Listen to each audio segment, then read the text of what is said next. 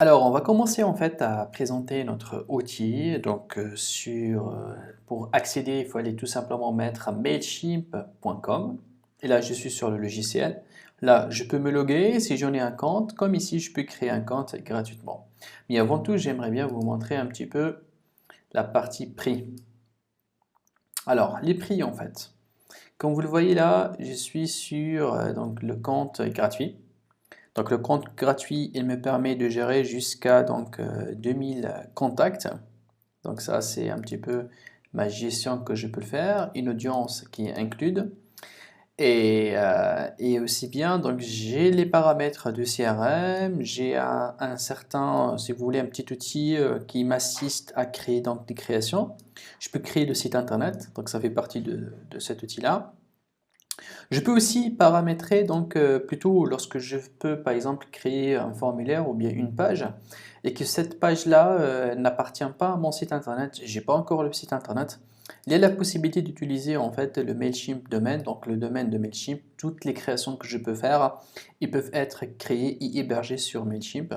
Aussi bien donc je peux créer les formulaires et le landing page. Landing page, pour ceux qui ne connaissent pas, c'est la page de destination.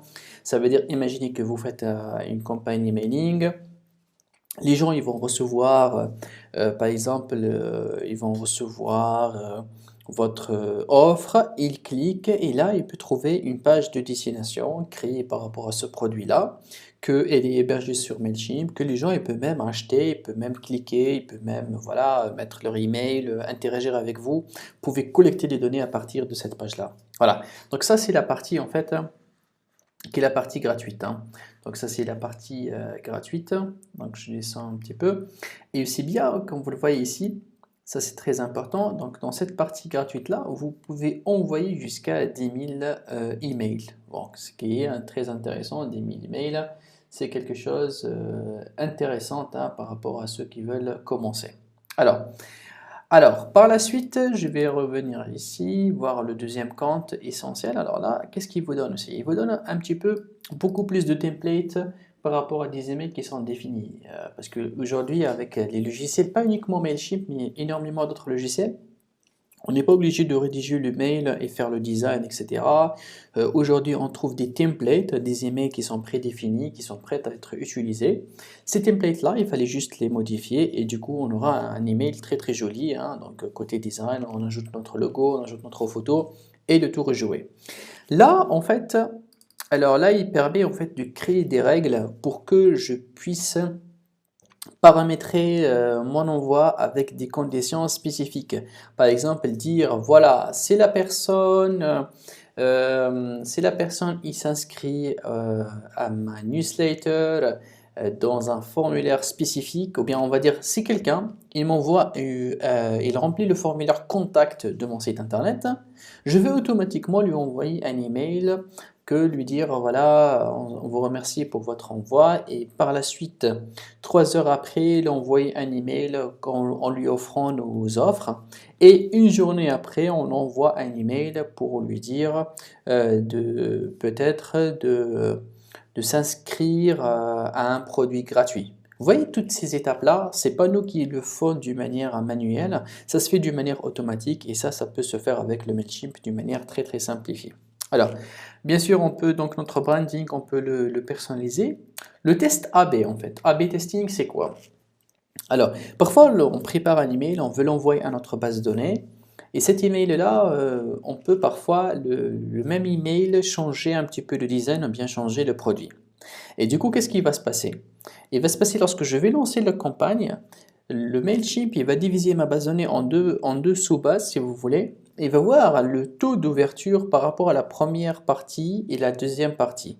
Et la partie qui donne plus de clics, plus que taux d'ouverture, et il va bosser uniquement avec cette partie-là, avec cet email-là, et cet email-là qui va le généraliser sur toute la base de données.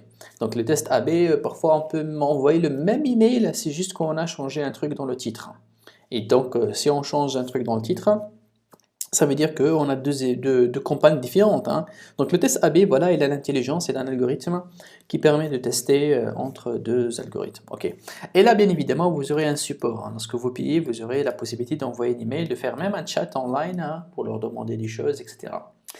Et donc vous pouvez partir ici, au lieu de 2000 contacts, aller à 50 000 contacts, hein, donc avec 3 endurance incluses. Alors moi, ce que je vous conseille, hein, et ça reste après de vous de prendre la décision, si vous avez une base de données, petite base, hein, 100 contacts, 200, 300, 400, un truc pas grand, vous pouvez les commencer à le gérer à partir de ce compte-là qui est gratuit. Une fois que vous vous familiarisez avec l'outil, ou bien vous voulez aller à faire d'autres paramétrages qui sont un peu plus avancés, hop, vous pouvez passer à cet outil-là, donc qui est beaucoup plus intéressant.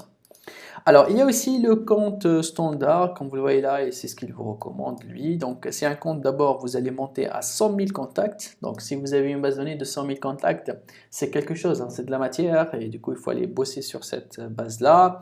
Et donc, du coup, vous pouvez aller à personnaliser en fait les rules, hein, les, les, les emails qui sont basés sur des conditions, vous allez mieux les travailler.